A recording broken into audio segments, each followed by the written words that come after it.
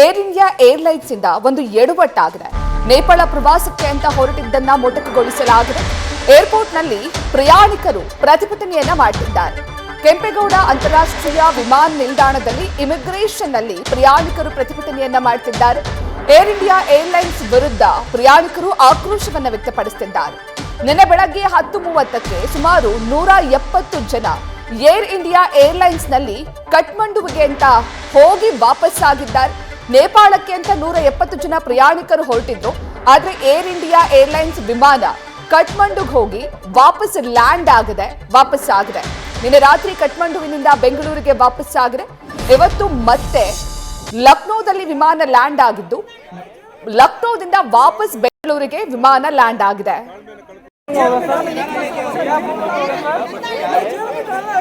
ಈಗಾಗಲೇ ಬಹಳಷ್ಟು ಪ್ಯಾಸೆಂಜರ್ ಕೂಡ ತಾಳ್ಮೆಯನ್ನು ಕಳ್ಕೊಂಡು ದೊಡ್ಡದಾದಂಥ ಗಲಾಟೆ ಮಾಡೋದು ಕೂಡ ಸಿದ್ಧವಾಗಿದ್ದಾರೆ.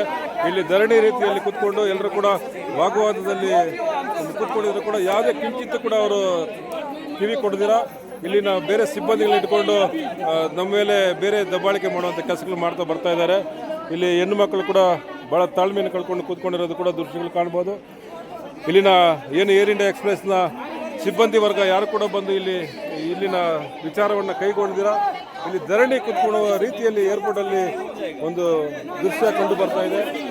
ನಾವು ಕೂಡ ಸುಮಾರು 37 ಜನನ ಕರ್ಕೊಂಡ್ಬಂದು ಕಳೆದ 2 ದಿನದಿಂದ ಪರದಾಟದ ಒಂದೇ ಕಾರಣದಿಂದ ಕೂತ್ಕೊಂಡಿರೋದು, ದಾರಿಯಾಗಿ ಕೂತ್ಕೊಂಡಿರೋದು.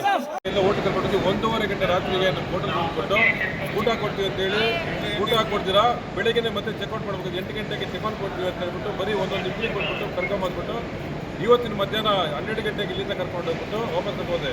ಇಷ್ಟು ಗಲಾಟೆ ಮಾಡಿದ್ದು ಊಟಗಳು ಕೇಳಿದ್ರೆ ಮಗು ಹಿರಿಯರು ಎಲ್ಲ ಇದಕ್ಕೆ ಕಾರಣದಿಂದ ಕೇಳಿದ್ದಕ್ಕೆ ಈ ಬಿಸ್ಕೆಟ್ ಪ್ಯಾಕೆಟನ್ನು ಕೊಟ್ಟು ಸಮಜಾಯಿಸ್ತಾ ಇದ್ದಾರೆ, ನೀವು ಆರಾಮಾಗಿ ಕೂತ್ಕೊಂಡಿರಿ ಅಂತೇಳಿ. ಈ ಬಿಸ್ಕೆಟ್ ಪ್ಯಾಕೆಟ್ 2 ದಿನದಿಂದ ಊಟ 37 ಅವರ್ಗೆ ಇಲ್ಲಿ ನಾವು ಜರ್ನಿ ಮಾಡ್ತಾ ಇದ್ದೀವಿ. ನಿನ್ನೆ 11 ಗಂಟೆ ಕಾಲ ಸತತವಾಗಿ ಫ್ಲೈಟಲ್ಲಿ ಇದ್ದೀವಿ. ಇವತ್ತು ಸುಮಾರು 10 ಗಂಟೆ ಕಾಲ ಫ್ಲೈಟಲ್ಲಿ ಇದ್ದೀವಿ. ಒಟ್ಟು ನಾವು ನಿನ್ನೆಯಿಂದ ಇವತ್ತು ಈ ಪರದಾಟಲ್ಲೇ ಇದ್ದೀವಿ. ಊಟ ಇದ್ದರೆ ಭಾಳಷ್ಟು ಶುಗರ್ ಪೇಷೆಂಟು, ಹಿರಿಯರು, ಡಯಾಲಿಸಿಸ್ ಪೇಷೆಂಟ್ ಎಲ್ಲ ಕೂಡ ಇದ್ದರು. ನಮ್ಮನ್ನು ಬಿಟ್ಟು ಸುಮಾರು 170 ಜನ ಇದ್ದರು. ನಾವು ಪ್ಯಾಕೇಜಲ್ಲಿ ಇವರೆಲ್ಲ ಅರೇಂಜ್ ಮಾಡಿಕೊಂಡು 10 ದಿನ ಪ್ಯಾಕೇಜ್ ಹೋಗಿದ್ದು ಸುಮಾರು ಒಂದು 18 ರಿಂದ 20 ಲಕ್ಷ ರೂಪಾಯಿ ಲಾಸ್ ಬಂದಿದೆ ಈ ಪ್ಯಾಕೇಜಿಂದ. ಕಾರಣ ನಾವು ಎಲ್ಲ ಕೂಡ ತಯಾರು ಮಾಡಿಕೊಂಡು ಇವರಿಗೆ ವ್ಯವಸ್ಥಿತವಾಗಿ ನಾವು ಹೋಗಿದ್ದು. ಯಾವುದೇ ಕಾರಣಕ್ಕೆ ಇಳಿಸಿದ್ರೆ ತಿರ್ಗಾ ನಾಳೆ ನೆಪ ಹೇಳ್ಕೊಂಡೆ ಕಾಲ ಹೋಗ್ತಾರೆ. ನಾಳೆ ಕೂಡ ಇವರು ಇಳಿಸುವಂಥ ಭರವಸೆ ನಮ್ಗೆ ಯಾರಿಗೂ ಇಲ್ಲ. ಯಾಕಂದರೆ ಈ ಫ್ಲೈಟಿನ ಟೆಕ್ನಾಲಿಕೆ ಅಷ್ಟೇ ಅಂತೆ. ಬೇರೆ ಇವತ್ತು ಹೋದಂಥ 6 ಫ್ಲೈಟ್ ಇಳಿದಿದೆ. ನಿನ್ನೆ ಇವರಿದ್ದೇ ಹೋದಂಥ ಫ್ಲೈಟು 5 ಗಂಟೆಗೆ ಇಲ್ಲಿಂದ ಹೊರದಂಥ ರಾಯಲ್ ನೇಪಾಲ್ ಏರ್ಲೈನ್ಸು 10 ಗಂಟೆಗೆ ಲ್ಯಾಂಡಿಂಗ್ ಆಗಿದೆ. ಇವ್ರ ಫ್ಲೈಟ್ಗಳು ಮಾತ್ರ ಲ್ಯಾಂಡಿಂಗ್ ಆಗಿದೆ. ಬರೀ ನೆಪ ಮಾತು ಹೇಳ್ಕೊಂಡು ಸುಳ್ಳು ಭರವಸೆಗಳನ್ನ ತುಂಬಿಸ್ಕೊಂಡು ಅಲ್ಲಿ ಯಾಮಾರಿಸಿದಂಥ ಕೆಲಸ. ಬೆಂಗಳೂರಿನ ಕೆಂಪೇಗೌಡ ಅಂತಾರಾಷ್ಟ್ರೀಯ ವಿಮಾನ ನಿಲ್ದಾಣದಿಂದ ಹೊರಟಿದ್ದಂತಹ ಏರ್ ಇಂಡಿಯಾ ಏರ್ಲೈನ್ಸ್ನ ವಿಮಾನವೊಂದು ನೇಪಾಳದಿಂದ ನೇಪಾಳಕ್ಕೂ ಹೋಗದೆ ವಾಪಸ್ಸಾಗಿದೆ. ನೇಪಾಳಕ್ಕೆ ಸುಮಾರು 170 ಜನ ಪ್ರಯಾಣಿಕರನ್ನ ಈ ವಿಮಾನ ಹೊತ್ತೊಯ್ತಾ ಇತ್ತು. ನಿನ್ನೆ 10:30ಕ್ಕೆ ಈ ವಿಮಾನ ಬೆಂಗಳೂರಿನಿಂದ ನೇಪಾಳಕ್ಕೆ ಪ್ರಯಾಣವನ್ನ ಬೆಳೆಸಬೇಕಾಗಿತ್ತು. ಆದರೆ ಬೆಂಗಳೂರಿನಿಂದ ಹೊರಟಂತಹ ವಿಮಾನ ನೇಪಾಳಕ್ಕೆ ಹೋಗದೆ ಕಠ್ಮಂಡುವಿಗೆ ಹೋಗಿ ವಾಪಸ್ ಬೆಂಗಳೂರಿಗೆ ಬಂದಿದೆ.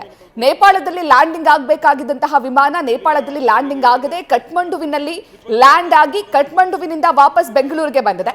ಮತ್ತೆ ಬೆಂಗಳೂರಿನಲ್ಲಿ ಪ್ರಯಾಣಿಕರು ವಿಮಾನದಲ್ಲೇ ಕುಳಿತುಕೊಂಡಿದ್ರು. ಅದಾದ ನಂತರ ಇವತ್ತು ಬೆಳಗ್ಗೆ ಮತ್ತೆ ಬೆಂಗಳೂರಿನಿಂದ ಲಕ್ನೋಗೆ ಹೋಗಿದೆ. ಇದೇ ವಿಮಾನ ನೇಪಾಳಕ್ಕೆ ಹೋಗಬೇಕಿತ್ತು. ವಿಮಾನದಲ್ಲಿ ಸುಮಾರು 170 ಪ್ರಯಾಣಿಕರಿದ್ರು. ಆ ಪ್ರಯಾಣಿಕರನ್ನ ಮತ್ತೆ ಬೆಂಗಳೂರಿನಿಂದ ಲಕ್ನೋ ಕರ್ಕೊಂಡು ಹೋಗಿದೆ. ಮತ್ತೆ ಲಕ್ನೋದಲ್ಲಿ ವಿಮಾನ ಲ್ಯಾಂಡ್ ಆಗಿದೆ. ಲಕ್ನೋದಲ್ಲಿ ವಿಮಾನ ಲ್ಯಾಂಡ್ ಆದ ನಂತರ ವಿಮಾನದಲ್ಲಿದ್ದಂತಹ ಪ್ರಯಾಣಿಕರು ಆಕ್ರೋಶವನ್ನ ವ್ಯಕ್ತಪಡಿಸಿದ್ದಾರೆ. ನಂತರ ಮತ್ತೆ ಲಕ್ನೋದಿಂದ ಬೆಂಗಳೂರಿಗೆ ವಾಪಸ್ಸಾಗಿದೆ ಈ ವಿಮಾನ. ಪ್ರಯಾಣಿಕರೊಬ್ಬರು ಹೇಳ್ತಾ ಇದ್ರು, ಬೆಂಗಳೂರಿಂದ ಹೋದಂತಹ ಬೇರೆ ಬೇರೆ ವಿಮಾನಗಳು ನೇಪಾಳದಲ್ಲಿ ಲ್ಯಾಂಡಿಂಗ್ ಆಗಿದೆ, ಆದ್ರೆ ಈ ವಿಮಾನ ಮಾತ್ರ ಲ್ಯಾಂಡಿಂಗ್ ಆಗಿಲ್ಲ. ಸುಮಾರು 36 ಗಂಟೆಗಳಾಗಿದೆ. ಊಟ ತಿಂಡಿ ಕೂಡ ಸರಿಯಾಗಿ ಕೊಡ್ತಾ ಇಲ್ಲ. ಆ ವಿಮಾನದ ಸಿಬ್ಬಂದಿ ಏನಿದ್ದಾರಲ್ಲ ಅವರು ಕೂಡ ಸರಿಯಾಗಿ ನಮಗೆ ಸ್ಪಂದಿಸ್ತಾ ಇಲ್ಲ. ಏನ್ ಮಾಡಬೇಕು ಅಂತ ಗೊತ್ತಾಗ್ತಿಲ್ಲ. ಫ್ಲೈಟ್ ನಲ್ಲಿ ವೃದ್ಧರಿದ್ದಾರೆ, ಮಕ್ಕಳಿದ್ದಾರೆ.